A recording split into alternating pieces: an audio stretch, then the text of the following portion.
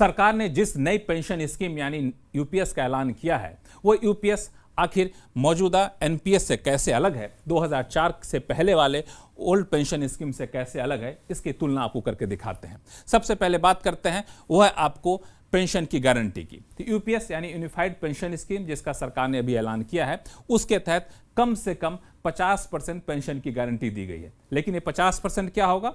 आप रिटायर होने से पहले पिछले 12 महीने में जितना आपको सैलरी मिली है, उस सैलरी के बेसिक सैलरी का औसत निकाला जाएगा और उसका 50% लिया जाएगा। लेकिन शर्त यह है कि 25 साल की नौकरी कम से कम होनी चाहिए। एनपीएस में ऐसी कोई गारंटी थी ही नहीं। अब ओपीएस में क्या था? मामला अलग था। ओपीएस में आपको पेंशन जो मिलता था वो बेसिक और डीए का दोनों मिला करके, यानी जिस दिन आप रिटायर कर रहे हैं उसके पिछले महीने में आपने जितनी भी सैलरी पाई हो बेसिक और डीए मिला करके, तो उसका 50% आपको पेंशन मिलता। लेकिन ये 50% मिनिमम नहीं होता, ना तो मैक्सिमम होता, 50% फिक्स होता। ध्यान दीजिए, यूपीएस में मिनिमम 50% की बात की गई है।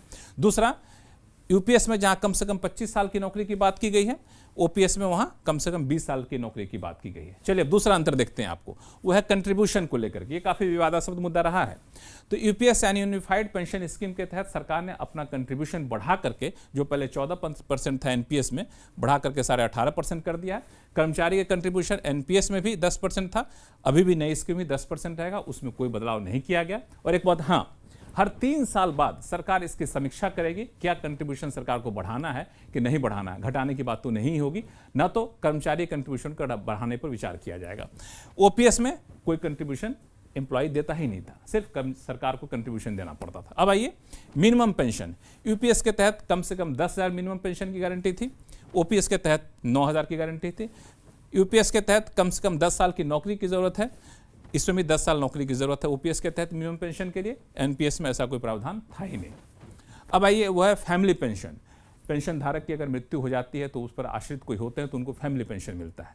तो उसमें ओल्ड पेंशन स्कीम की तरह ही प्रावधान यूपीएस में कर दिया गया है, यानी आखिरी पेंशन का 60% मिलेगा। एनपीएस में ऐसा कोई प्रावधान था ही नहीं, यानी यूपीएस में एक नया प्रावधान जोड़ा गया है जो कि यूपीएस ओल्ड पेंशन स्कीम के बराबर का है। आगे आइए, वो है आपको एक मुश्त रकम। जी हाँ, जब कोई रिटायर करता है सरकारी कर्मचारी तो उसको एक मुश्त रकम मिलती है। और रकम कितनी मिलेगी? वो एनपीएस के तहत तो कुछ प्रावधान था ही नहीं, लेकिन यूपीएस के तहत प्रावधान किया गया। वो ये है कि आपकी जो मासिक सैलरी होगी, हर 6 महीने की नौकरी के आधार पर, हर 6 महीने की नौकरी पर 1 महीने की सैलरी का 1/10 यानी 10वां हिस्सा आपको मिलेगा। ग्रेच्युटी भी मिलेगी, मिनिमम पेंशन की गारंटी पे कोई असर नहीं पड़ेगा। ओल्ड पेंशन स्कीम के तहत क्या था? एम्प्लॉय ने अपने नौकरी के दौरान जितना भी कंट्रीब्यूशन किया है उसका 100% आपको मिल जाएगा। रिटायरमेंट करते ही पूरा कंट्रीब्यूशन आपको वापस कर दिया जाएगा ब्याज समेत, और ग्रेच्युटी पे कोई असर नहीं पड़ेगा। आप चाहें तो 40% तक पेंशन ले सकते हैं, ये भी खासियत थी। तो ओपीएस के तहत एक मुश्त रकम का प्रावधान ये था और यूपीएस के तहत प्रावधान ये है, दोनों में अंतर है। अब आइए अगला मुद्दा देखते हैं, वह है महंगाई भत्ता। महंगाई भत्ता ओपीएस के तहत पहले डियरेंस रिलीफ मिलता था, एनपीएस के तहत नहीं था। अब नई स्कीम में सरकार ने इसको वापस से जोड़ दिया है। अब चलिए, अब है दूसरा मुद्दा आपको है खासतौर से वीआरएस को लेकर के। बहुत सारे लोग वीआरएस भी लेते हैं। तो वीआरएस में 60 साल की उम्र में पेंशन मिलेगा। वीआरएस ले लीजिए, लेकिन जैसे आपकी उम्र 60 साल की होगी, नई स्कीम के तहत आपको पेंशन मिलनी शुरू हो जाएगी। ओपीएस के तहत क्या था कि वीआरएस लेते हैं तो 20 साल की नौकरी है आपकी, तो बेसिक प्लस डीए का 50% आपको पेंशन शुरू हो जाएगा। तो दोनों में वीआरएस लेने पे फर्क है।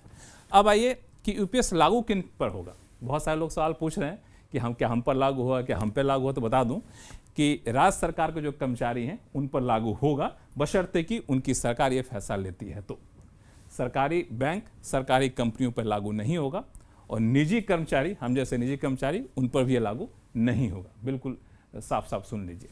और एक और बात, जो नई स्कीम है उसकी कुछ खासियत है। ये 1 अप्रैल 2025 से लागू होगी। जो लोग एनपीएस को चुन चुके हैं वो भी चाहे तो नई स्कीम में शामिल हो सकते हैं। जो लोग एनपीएस के तहत 2004 के बाद रिटायर हो चुके हैं वो भी चाहे तो नई स्कीम को चुन सकते हैं। ऐसी सूरत में इनको सरकार ब्याज के साथ एरियर का भुगतान करेगी। तो ये पूरा है आपको पेंशन का पेच जो आपको सुलझा दिया है मैंने। मुझे लगता है कि अब कोई कंफ्यूजन नहीं रहेगा।